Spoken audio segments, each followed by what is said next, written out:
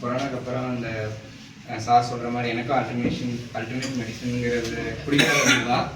But அதை explore பண்ண ஆரம்பித்தேன். அதுக்காக தான் நான் இனிஷியலாக ஆரம்பித்து தெரிஞ்சுக்கணும் ஆர்வத்தில். நானும் ஃபிலிப்கார்ட்ஸாலஜி சித்தாவில் நிறையா இருக்குது. இந்த மாதிரி நான் ஒரு 10-20 பயிற்சி இந்த 2-3 வருஷத்தில் நிறையா அட்டன் பண்ணியிருக்கேன். நிறைய எக்ஸ்ப்ளோர் பண்ணியிருக்கேன். ஒவ்வொருத்தரும் ஒரு விதமாக எக்ஸ்ப்ளோர் பண்ணுவாங்க. சாரோட இது என்னென்னா அந்த சீக்வன்ஸ் நல்லா இருந்துச்சு, ஒரு பேக்கேஜாக இருந்துச்சு.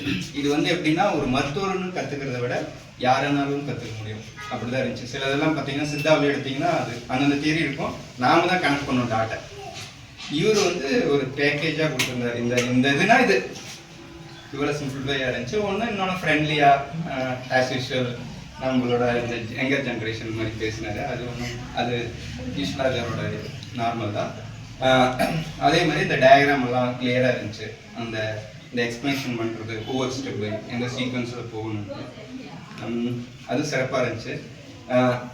அதில் இன்னொன்று என்னென்னா இந்த பேஜ் அது ஓகே, அது புது புக்கில் அது சரியாயிடும்.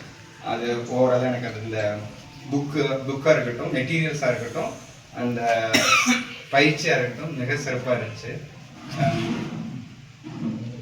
என்னோட ஃபீட்பேக்குன்னு பார்த்தீங்கன்னா கிளாஸில்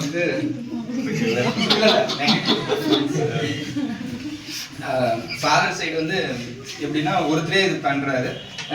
நிறையா நீங்களாம் இருக்கீங்க, அவங்கெல்லாம் இன்வால்வ் ஆகலாம். என்ன இப்போ எங்களுக்கு கொஞ்சம் இதாக ஹெல்ப்ஃபுல்லாக இருந்திருக்கும். சார் எதுவும் இன்வால்வ் ஆனார். இங்கே பயிற்சி அடிஷ்னலாக இருக்கிற ஸ்டாஃபும் இன்வால்வ் ஆனால் இன்னொன்று எங்களுக்கு இதாக இருக்கும். நெக்ஸ்ட் கான்டாக்ட் நல்ல ஃப்ரெண்ட்லியாக பழகிறதுக்கு நிறைய ஐடியா தெரியும் டிஸ்கஸ் பண்ணும்போது. இப்போ அவங்களுக்கு ஒரு பயிற்சியாக இருக்கும். அதே மாதிரி நீங்கள் மேலும் மேலும் டெவலப் ஆகணும்.